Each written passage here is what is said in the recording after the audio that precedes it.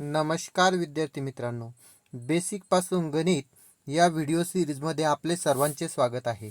आज आपण शेकडेवारी भाग क्रमांक 5 पाहणार आहोत। आज आपण शेकडेवारीचा भाग क्रमांक 5 पाहतोय। यापूर्वी आपले ऑलरेडी 4 भाग झालेले आहेत आणि प्रत्येक भागामध्ये आपले जवळपास 12 क्वेश्चन असतात। किती क्वेश्चन असतात प्रत्येक भागामध्ये? 12 क्वेश्चन असतात। 5 गुणिले जर 12 केले तर टोटल आपले 60 क्वेश्चन आतापर्यंत झालेले आहेत। किती क्वेश्चन झालेले आहेत? 60 क्वेश्चन झालेले आहेत। आणि हे जे 60 क्वेश्चन आहे तर हे एका टाईपवरती एक क्वेश्चन आपण घेत असतो। किती घेत असतो? एका टाईपवरती एक क्वेश्चन घेत असतो। म्हणजे साधारणतः आपले शेकडेवारी या प्रकरणावरती किती टाईप झालेत? मग 60 टाईप झालेले आहेत। मग पोलीस भरतीला ह्या 60 टाईपच्या बाहेर एकही प्रश्न जाणार नाही त्याची 100% गॅरंटी आहे। ज्यांनी अजून हे 4 जे पाहिले नसतील भाग ते 4 भाग जाऊन बघा, म्हणजे तुम्हाला पूर्णपणे 5वा भाग कळेल आणि तुम्हाला शेकडेवारीवरती कोणताही प्रॉब्लेम राहणार नाही। आणि जर एखाद्याला आपल्या 5 टाईप व्यतिरिक्त आपले जे 60 टाईप झालेले आहेत या 60 टाईप व्यतिरिक्त जर एखादा प्रश्न आढळत असेल किंवा एखादा नवीन टाईप आढळत असेल पोलीस भरतीला येत असणारा, तर तो टाईपचा प्रश्न आपल्याला या नंबरवरती पाठवून द्या। मी तर नंबर लिहून देतो बघा, 98 60 53 07 64 या क्रमांकावरती व्हॉट्सअपला पाठवून द्या आणि त्यासोबत आपले नाव आणि जिल्हा सुद्धा पाठवा, जेणेकरून मला कळेल की हा प्रश्न कोणाचा आहे आणि कोणत्या जिल्ह्यातील विद्यार्थ्याचा आहे। तुम्हाला जो न जमणारा प्रश्न आहे तर तो काय करा, या नंबरवरती व्हॉट्सअपला पाठवून द्या। मी त्याचं 100% सोल्युशन करून तुम्हाला पुन्हा रिपीट पाठवल। चला तर मग आपण आजच्या व्हिडिओला लगेच सुरुवात करू। बघा, आजच्या व्हिडिओमधील प्रश्न क्रमांक 1 आहे, 45 लिटर द्रावणात 30% अल्कोहोल आहे, उर्वरित पाणी आहेत। जर द्रावणात 5 लिटर पाणी टाकले तर अल्कोहोलचे प्रमाण किती होईल? बरोबर, या पद्धतीचा हा प्रश्न आहे। मग सगळ्यात पहिले मला सांगा, आता द्रावण किती टक्के असेल? टक्क्यात विचारलं तर संपूर्ण द्रावण किती टक्के असणार आहे?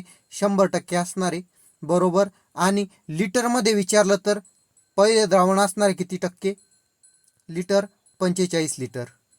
पहिले द्रावण किती असणार आहे? 45 लिटर असणार आहे। आणि या 45चे आपल्याला 2 भाग करावं लागणार आहे। आपल्याला सांगितले 30% अल्कोहोल। किती टक्के अल्कोहोल या 45 मध्ये?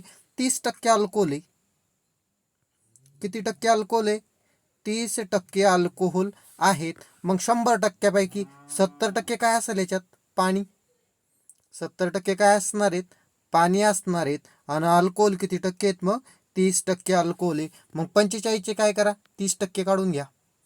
45 गुणिले 30 म्हणजे अल्कोहोल लिटरमध्ये किती आहे हे आपल्याला मिळून जाईल, बरोबर। 1010 कॅन्सल। बघा, आता यांचा दोघांचा गुणाकार करून घ्या। 45 आणि 45 90 आणि 45 गुणिले 3 जर केलं तर उत्तर किती येतं आपलं? तर 135 येतं। आणि 135 भागाकारामध्ये किती येतं? 10 आहे, म्हणून 13.5 किती? 13.5 अल्कोहोल असेल। 13.5 लिटर काय असेल तिथं? अल्कोहोल असणार आहे। 13.5 जर अल्कोहोल असेल तर मग 45 मधून हे जर मायनस करून घेतले तर आपल्याकडे हे किती उरणार आहेत? मग इकडे पाणी किती उरणार आहेत? 31.5। किती उरणार आहे? 31.5 एवढं काय उरणार आहे? पाणी उरणार आहेत। पण आपल्याला पाण्याशी आपला काहीच संबंध नाही, आपला एकूण द्रावणाशी संबंध आहे। नंतर जे द्रावण असणार आहे याच्यामध्ये 5 लिटर पाणी टाकलं। किती लिटर पाणी टाकलं?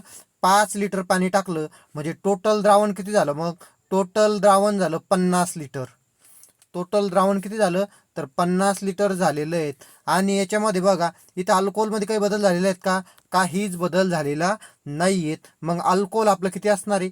13.5। अल्कोहोल किती असणार आहे? तर 13.5च असणार आहे। मग बघा, हे द्रावण किती म्हणता येईल याला? याला म्हणता येईल एकूण मिश्रण म्हणजे 100%। किती टक्के? 100%। तर मग 13.5 बरोबर किती? मग आता याचा तिरपा गुणाकार करून घ्यायचा सरळ सरळ। आता मी इथे लिहिणार 135 गुणिला 100 छेदामध्ये लिहिणार 50। छेदामध्ये किती लिहिणार? 50। आणि हे बघा, मी इथे 135 लिहिलंय, बरोबर. हा पॉईंट मी काढून टाकला म्हणून छेदामध्ये एक शून्य घेऊन टाकतो. आता याची काटाकाटीची क्रिया करून घेतो. 1 2 1 2 0 0 कॅन्सल झाले. मग 5 1 5 5 दुने 10 बाकी उरले 7 5 7 35. 5 7 किती 35 म्हणजे उत्तर काय आलं मग तुमचं 27%. किती टक्के तर 27% हे अल्कोहोलचं प्रमाण असेल. किती टक्के असेल अल्कोहोलचं प्रमाण मग नवीन द्रावणामध्ये तर 27% हे अल्कोहोलचं प्रमाण असेल. हे इथं लक्षात ठेवायचं आहे. समजला असेल प्रश्न तर मला कमेंटमध्ये येस करून सांगा. प्रश्न क्रमांक 1 यस. बघू हा प्रश्न किती जणांना समजतोय. चला मग मी पुढचा प्रश्न घेतो तोपर्यंत. पुढचा प्रश्न आहे प्रश्न क्रमांक 2. एका चौरसाची बाजू 30% वाढल्यास चौरसाचे क्षेत्रफळ किती टक्क्यांनी वाढेल. बरोबर आहे. बाजू किती टक्क्यांनी वाढते 30%. मग याच्यासाठी आपल्याकडे एक शॉर्ट फॉर्म्युला आहे तो तुम्हाला सांगतो डायरेक्ट. बाजू किती टक्क्यांनी वाढली 30%. म्हणून काय करायचं 13चा वर्ग घ्यायचा. म्हणजे 10 मध्ये 3 प्लस करून घ्यायचे. 13चा वर्ग घेतला 13 13 किती झाले 196. 13चा वर्ग किती झाला 196 आणि त्याच्यामधून 100 मायनस करून टाकायचे. त्याच्यामधून किती मायनस करायचे 100 मायनस करायचे म्हणजे खाली किती उरतील फक्त 96. मग किती टक्क्यानं वाढेल 96% वाढेल. किती टक्क्यानं वाढेल 96% इथे वाढेल. जर समजला असेल तर पुन्हा कमेंटमध्ये टाकून द्या प्रश्न क्रमांक 2 येस म्हणून. बरोबर. समजलं असेल तर मी याला पुन्हा सविस्तर सांगतो. मग एखादा म्हणाल सर जर 10% वाढत असेल बाजू तर 10% वाढत असेल तर मग 11चा वर्ग घे. कितीचा वर्ग घे 11चा वर्ग घे. 11चा वर्ग किती आला 121 आणि 121 मधून किती मायनस कर 100 मायनस कर. म्हणजे किती टक्क्यानं वाढेल तुझी हे क्षेत्रफळ किती टक्क्यानं वाढेल तर 21%. मग एखादा म्हणाल सर 20% वाढलं तर मग 12चा वर्ग घे. मग कितीचा वर्ग घे 12चा वर्ग घे. 12 12 किती 144 आणि त्याच्यामधून 100 मायनस करून टाक पुन्हा. बरोबर किती उरणार आहे मग खाली 44% वाढणार आहेत. आलंय लक्षामध्ये क्षेत्रफळ. मग या पद्धतीनं हा प्रश्न असणार आहे. प्रश्न समजला असतील व्यवस्थित तर मी लगेच पुढचा प्रश्न घेतोय. तुम्ही मला कमेंटमध्ये सांगा की सर प्रश्न क्रमांक 2 यस. चला पुढचा प्रश्न. पुढचा प्रश्न आहे प्रश्न क्रमांक 3. वर्तुळाची त्रिज्या 40% वाढली तर क्षेत्रफळ किती टक्क्यांनी वाढेल. हा पण प्रश्न त्या टाईपवरच सोडवायचा आहे. हा पण प्रश्न काय करायचा आहे त्याच टाईपनं सोडवायचा आहे. बघा मग त्रिज्या कितीनं वाढते 40%.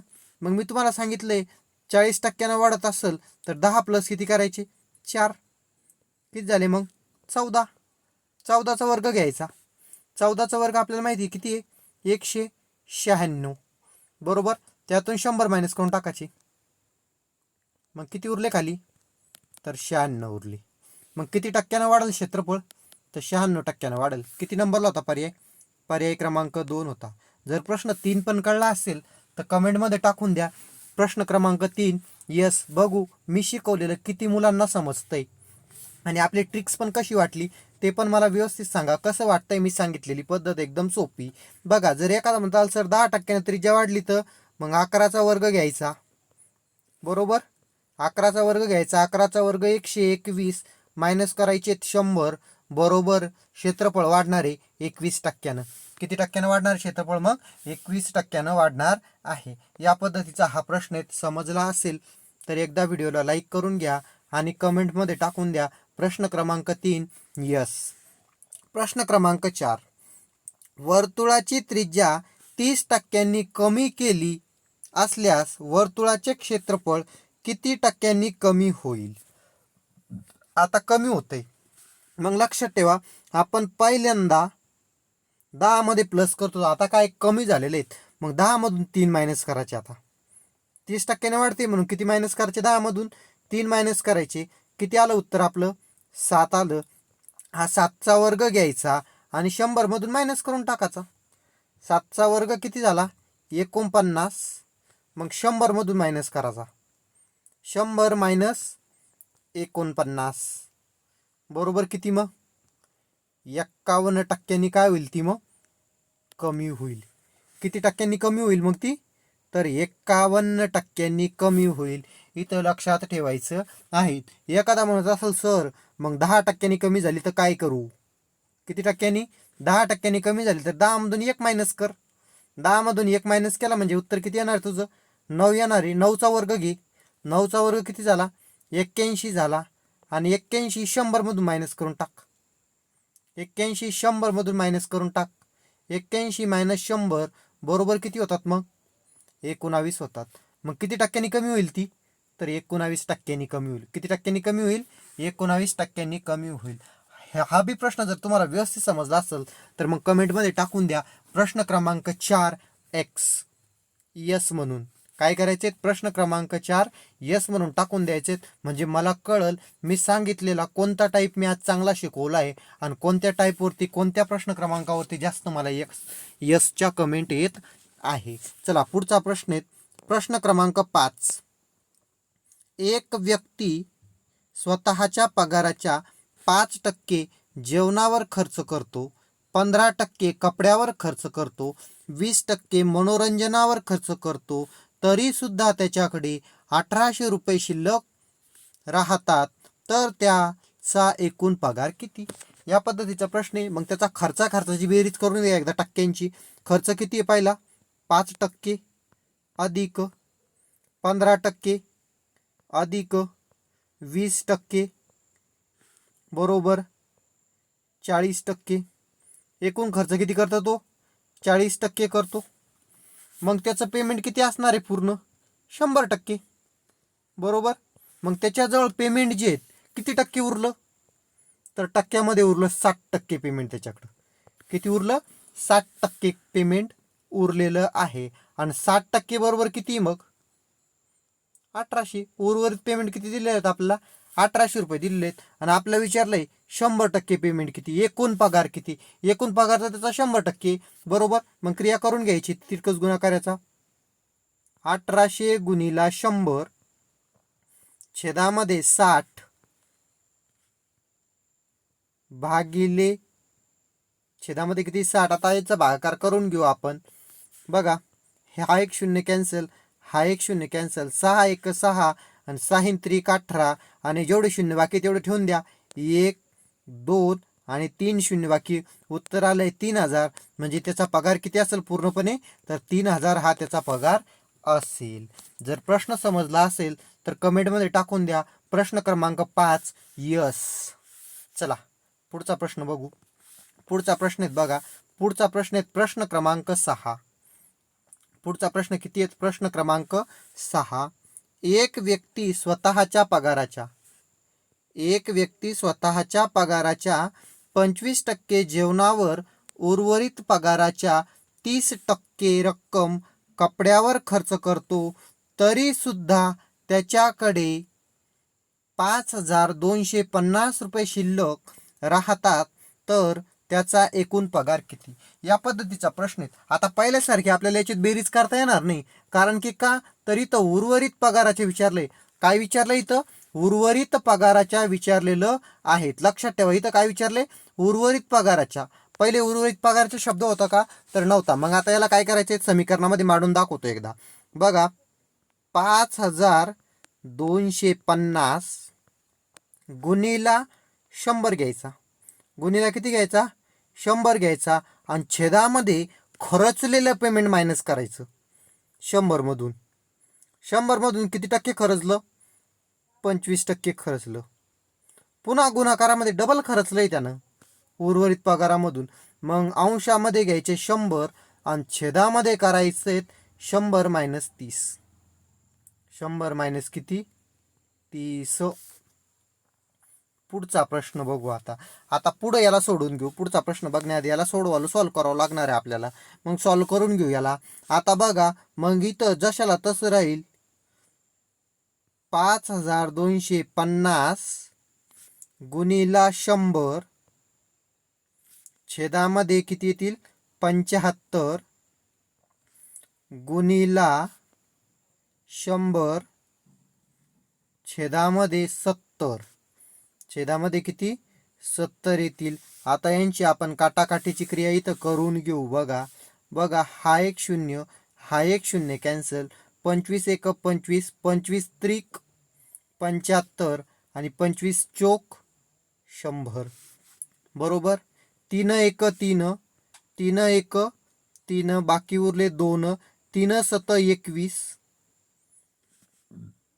बाकी उरला 1, 3 5 15.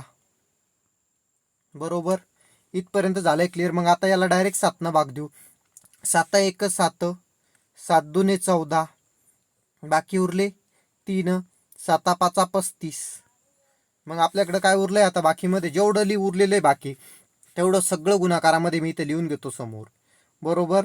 बघा 250 गुणिला 4 गुणिला 10, 250 गुणिला 4 गुणिला 10. बरोबर. आता यांचा सगळ्यांचा गुणाकार करून घेऊ. 25 चोक 100, एक शून्य आणि हा एक शून्य, म्हणजे उत्तर काय आलं आपलं 10,000. किती उत्तर आलं आपलं 10,000 उत्तर आलं. मग पर्याय क्रमांक किती आहेत? पर्याय क्रमांक 2 आहेत. समजला असेल प्रश्न क्रमांक 6 तर मला कमेंटमध्ये टाकून द्या प्रश्न क्रमांक 6 यस. चला पुढचा प्रश्न बघू. पुढचा प्रश्न आहे बघा, 10% मलईचे 200 लिटर दूध व 20% मलईचे 300 लिटर दूध एकत्र केल्यास मिश्रणातील दुधात मलईचे शेकडा प्रमाण किती? या पद्धतीचा हा प्रश्न आहे. बघा आपण काय करायचं आता, मलई आपल्याला इथे टक्क्यात दिलेली आहेत ना, आपण याच्यावरून मलई ही लिटरमध्ये काढून घेऊ. जर 200चे 10% काढले तर किती येतं पहिल्या मिश्रणामध्ये? तर 20 लिटर मलई येईल. किती लिटर मलई येईल? 20 लिटर. आणि जे दुसरे आहेत 20%, 300चे 20% जर काढला आपण तर किती येतात? तर 60 येतात. म्हणजे याच्यामध्ये 60, दुसऱ्या मिश्रणामध्ये 60 लिटर काय असणार आहे? मलई असणार आहे. किती लिटर मलई असणार आहे? 60 लिटर मलई असणार आहे. म्हणजे एकूण मलई किती झाली मग आपली? 80 लिटर. दोघांची बेरीज. आणि एकूण दूध किती झालं मग? तर 200 प्लस 300, 200 प्लस किती 300, हे झालं एकूण दूध. बरोबर. एकूण दूध किती झालं? तर 500 झालं. 200 प्लस 300 बरोबर किती? तर एकूण दूध झालं आपलं 500. मग आपलं काय विचारलंय शेवटी? तर मिश्रणातील मलईचे शेकडा प्रमाण किती? बरोबर. मग बघा एकूण मिश्रण किती? 500 लिटर. 500 लिटर बरोबर किती टक्के? 100%. तर मग 80 लिटर बरोबर किती टक्के? बरोबर. मग या तिरकस गुणाकार करून आता 100 गुणिला 80 छेदामध्ये 500. छेदामध्ये किती? 500. आता याचे 0 0 काटून घ्या. 1 2 1 2 0 काटून घ्या. मग आपल्याकडे काय उरलंय आता? सॉरी, छेदामध्ये इथे किती येतील? 80 येतील. 10 नाही, किती येतील? 80 येतील. मग आता 5 1 5, 5 1 5, बाकी किती उरला? 3 उरला. 5 सक किती? 30, म्हणजे 16%. किती टक्के? तर 16%. पर्याय किती आहेत मग इथं? पर्याय क्रमांक 1 या प्रश्नाचं योग्य उत्तर होईल. चला मग नेक्स्ट प्रश्न बघून घेऊ आपण. पुढचा प्रश्न आहे बघा आपला प्रश्न क्रमांक 8. पुढचा प्रश्न काय आहे? प्रश्न क्रमांक 8. काय विचारलेले आहे? 1 किलो धुण्याच्या पावडरची किंमत 60 रुपये आहे. कंपनीने त्यावर 20% किमतीचे पावडर मोफत देण्याचे ठरविले, तर 1 किलो धुण्याच्या पावडरवर किती ग्रॅम पावडर मिळेल? किती ग्रॅम पावडर मोफत मिळेल? अशा पद्धतीचा हा प्रश्न आहे. मग बघा प्रश्न कशामध्ये विचारलाय तुम्हाला? ग्राममध्ये. उत्तर कशामध्ये द्यायचं आपला? ग्राममध्ये. म्हणून आपण 1 किलोचा सगळ्यात पहिले ग्राम करून घेऊ. 1 किलो बरोबर किती? तर मग 1000 ग्रॅम. 1 किलो बरोबर किती? तर 1000 ग्रॅम. आणि 1000 ग्रॅम आपल्याला केवढ्यात मिळते? 60 रुपयात मिळतंय, बरोबर. पण किती रुपयाचं पावडर शिल्लक देणार ते आपल्याला, किती टक्के रुपयावरती, तर 20%. मग आपण काय करू, 60चे 20% काढून घेऊ. हे 60 रुपये नाही, 60 रुपयाचे काय करून घेऊ, 20% काढून घेऊ. 60 रुपयाचे जर आपण 20% काढले तर येतात 12. काढून दाखवतो. 1 0 1 0 कॅन्सल, 1 0 1 0 कॅन्सल, साईन 2 12. किती येतात, 12 येतात. म्हणजे आपल्याला केवढ्याची पावडर भेटणार आहे, आणि मूळ किंमत 60, म्हणजे 72 रुपये किमतीचा आपल्याला भेटणार आहे मूळ किमतीनुसार. मग 72 बरोबर किती, 72 बरोबर काय करणार आपण, प्रश्नचिन्ह देणार. मग आता यांची क्रिया करून घेऊ. आता काय करू आपण, यांची क्रिया करून घेऊ. बघा, मग यांची क्रिया करत असताना बघा, 1000 गुणिला 72 छेदामध्ये 60, छेदामध्ये किती, तर छेदामध्ये 60. हा 1 0, हा 1 0 कॅन्सल, 6 1 6, 6 1 6, बाकी उरला 1, 6 2 12, आणि 100 गुणिले 12 जर केलं तर उत्तर येतं आपलं 1200. 100 गुणिले 12 यांचा दोघांचा जर गुणाकार केला तर उत्तर किती येतं, 1200. पहिले किती मिळत होतं आपल्याला, 1000 मिळत होतं. आता किती मिळालं, 1200 मिळालं. म्हणजे किती ग्राम शिल्लक मिळालं, मग 200 ग्राम शिल्लक मिळालं. आणि कुठे आहे आपला पर्याय, तर मग हा इथे पर्याय क्रमांक 3 या प्रश्नाचं उत्तर आहे. जर तुम्हाला प्रश्न क्रमांक 8 समजला असेल तर मग कमेंटमध्ये टाकून द्या मला प्रश्न क्रमांक 8 यस. चला पुढचा प्रश्न घेऊ. आता पुढचा प्रश्न आहे बघा आपला, मतदानामध्ये 2 उमेदवाराच्या लढतीत हारलेल्या उमेदवाराला 45% मते मिळाली व तो उमेदवार 3458 मतांनी हारला, तर एकूण किती लोकांनी मतदान केले. एकूण मतदान काढायचे. मग एकूण मतदान टक्क्यात किती असेल मित्रांनो, तर 100%. किती असणार आहे एकूण मतदान टक्क्यामध्ये, तर 100% असणार आहे. मग त्याच्यामध्ये 2 उमेदवार आहे. एक आपण म्हणू हारलेला उमेदवार, ज्याला 45% मते मिळाली, आणि मग जिंकलेल्या उमेदवाराला किती मतं मिळाली असेल, जो जिंकलेला आहेत त्याला साहजिकच आहे 55%. किती टक्के, 55%. समजलंय. मग आता दोघांच्या टक्क्यातील फरक किती मतांचा, तर 10%. किती फरक आहे टक्क्यातील फरक, 10%. आणि विजयी उमेदवार किती मतांनी विजयी झालेला आहेत, तर मग 3458 मतांनी तो विजयी झाला. आणि टक्क्यात किती मतांनी विजयी झाला, तर 10% मतांनी. म्हणून मग 10% बरोबर किती, 3458. मग आता काढून घ्या. तुम्हाला शेवटी काय काढायचंय, एकूण किती लोकांनी मतदान केलं, म्हणजे 100% लोकांनी मतदान केलेले आहेत. किती टक्के लोकांनी मतदान केलेत, 100%. मग 100% बरोबर किती, घ्या मग तिरपा गुणाकार करून. आता काय करायचं तिरका गुणाकारामध्ये, मग 100 गुणिला 3 4 5 8, आणि छेदामध्ये घ्यायचे तर 10. छेदामध्ये किती घ्यायचे, 10. हा 1 0, हा 1 0 कॅन्सल, आणि यांचा दोघांचा जर गुणाकार करून घेतला तर येतो 3 4 5 8 0, म्हणजे 34,580. किती नंबरला ऑप्शन होता, 2 नंबरला. जर हा बी प्रश्न तुम्हाला समजला असेल तर मग मला कमेंटमध्ये टाकून द्या एकदा प्रश्न क्रमांक 9 यस, म्हणजे मला कळल की तुम्हाला प्रश्न क्रमांक 9 पण चांगल्या प्रकारे समजलेला आहेत. मग बघा आता पुढचा प्रश्न आहे प्रश्न क्रमांक 10. पुढचा प्रश्न कोणता आहे, प्रश्न क्रमांक 10 आहेत.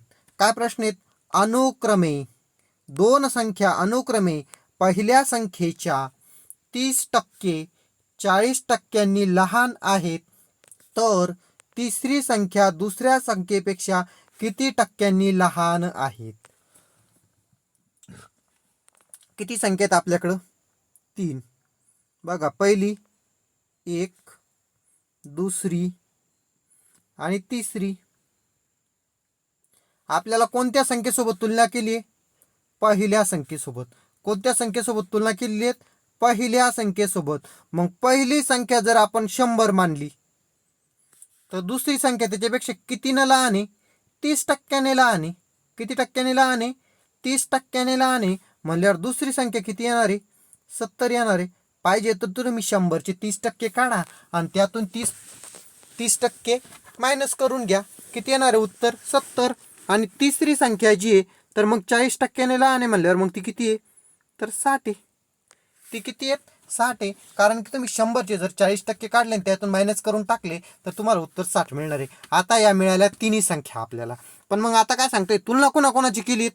तिसरी संख्या दुसरीपेक्षा किती टक्क्यांनी लहान. म्हणजे तिसरी मधला आणि दुसरी मधला आपल्याला सगळ्यात पहिले फरक काढावा लागेल. तिसरी मधला आणि दुसरी मधला फरक किती आहे वजाबाकी करून? तर 10चा. प्रत्यक्ष फरक गुणीला 100 घ्यावा लागत असतो. प्रत्यक्ष फरक गुणीला 100. आणि छेदामध्ये तुलना कोणत्या सोबत होते? दुसऱ्या संख्येसोबत. तुलना कोणत्या संख्येसोबत होते? दुसऱ्या संख्येसोबत. मग दुसरी संख्या छेदामध्ये घेऊन टाका. दुसरी संख्या काय करा? छेदामध्ये घेऊन टाका. आणि आता घ्या क्रिया करून. कॅन्सल. 100 भागिले किती राहिले मग तुमच्याकडं? 7. 100 भागिले किती? 7. मग बघा 7 1 7. बाकी किती उरला? 3 उरला. मग झाले 30. 7 चोक 28. बाकी किती उरला? तर 2. हा इथं पॉईंट दिला बघा, हा झाला 20. मग 7 दुने किती? 14. बाकी किती उरला? 6. पॉईंट दिलाय, पॉईंट नंतर डायरेक्ट एक पूर्ण संख्या मिळाली म्हणून आता तुम्ही इथं डायरेक्ट पॉईंट घेऊ शकतात. मग 7 8 किती? 56. मग आपलं उत्तर काय आलं? 14.28%. किती नंबरला ऑप्शन होता? तर 1 नंबरला ऑप्शन होता. प्रश्न क्रमांक 10 जर तुम्हाला समजला असेल तर मला कमेंटमध्ये टाकून द्या. प्रश्न क्रमांक 10 येस. चला पुढचा प्रश्न बघू. पुढचा प्रश्न आहे बघा, प्रश्न क्रमांक 11. दोन संख्या अनुक्रमे तिसऱ्या संख्येच्या 27 व 40% आहे, तर पहिली संख्या दुसरीच्या किती टक्के आहेत? बरोबर. प्रश्न समजला असेल तर मी एकदा मांडणी करून दाखवतो तुम्हाला. पहिली संख्या, दुसरी संख्या आणि तिसरी संख्या. दिलेल्या दोन्ही संख्येची तुलना कोणत्या संख्येसोबत केलेली आहे? दिलेल्या दोन्ही संख्येची तुलना केलेली आहे आपल्या तिसऱ्या संख्येसोबत. म्हणून तिसरी संख्या मानायची 100%. तिसरी संख्या काय मानायची? तर 100 मानायची. कितवी संख्या मानायची? 100. तिसरी संख्या. मग तिसरी संख्या मानली मी 100. तिसरी संख्या काय मानली मी? ही बघा, तिसरी संख्या मानली मी 100. मग अनुक्रमे, मग ही पहिली संख्या किती? 100चे 27% काढा बरं. 27च येणार. आणि 100चे 40% काढा बरं. किती येणार? 40च येणार. म्हणजे पहिली संख्या आहे 27, दुसरी संख्या आहे 40 आणि तिसरी संख्या आहे 100. मग तुलना कोणाकोणाची आहेत? फक्त पहिलीची आणि दुसरीची. बरोबर. मग तुलना कोणासोबत केली? दुसरीच्या किती? म्हणजे दुसरी कुठे येणार? छेदात येणार. पहिली कुठे येणार? तर अंशात येणार. मग पहिली घ्या 27 गुणीला 100 छेदामध्ये 40. छेदामध्ये किती? 40. घ्या मग क्रिया करून. बघा, हा एक 0, हा एक 0 कॅन्सल आणि हे झाले 270. अंशामध्ये किती झाले? 270 झाले. 270 भागिले 4. 4 1 4, 4 सक 24. बाकी किती उरला? तर 3 उरला. मग झाले 30. 4 7 28. बाकी किती उरला? 2 उरला. आणि 4 पंच मग किती? आता इथं पॉईंट देऊन घ्यायचा. आणि 4 पंच किती मग? तर 20. मग किती उत्तर आलं तुमचं? 67.5. किती उत्तर आलेलं आहे तुमचं? 67.5. ह्यावर प्रश्नाचं तुमचं उत्तर आलेलं आहे. आणि पर्याय क्रमांक 1ला होता 67.5. आजचा 11वा प्रश्न जर तुम्हाला समजला असेल तर कमेंट बॉक्समध्ये मला टाकून द्या. 11वा प्रश्न क्रमांक 11 येस. सर्व प्रश्न समजले असतील तर मग आपण जाऊ आता पहिल्या पेजवरती. आज मी तुम्हाला सांगितलं जसं की आपले किती भाग झालेले टोटल, तर टोटल भाग झालेले आहेत 5. आणि प्रत्येक भागामध्ये प्रश्न आहेत 12, पण आजच्या भागात 11च होते. म्हणजे जवळपास आपले किती टाईप झालेले आहेत मग 59 टाईप झालेले आहेत. किती टाईप झालेले आहेत? 59 टाईप आपले इथं काय झालेले आहेत? कंप्लीट झालेले आहेत. हे ते लक्षात ठेवायचं आहेत. मी सांगितलेत मग तुम्हाला, जर तुमच्याकडे या 59 टाईप व्यतिरिक्त जर शेकड्यावर एखादा वेगळा टाईप असेल तर मला तुम्ही 9860530764 या क्रमांकावरती व्हॉट्सअपला पाठवून द्या. चला तर मग आजचा व्हिडिओ इथंच संपवू आणि व्हिडिओ कसा वाटला मला कमेंट करून अवश्य सांगा. धन्यवाद.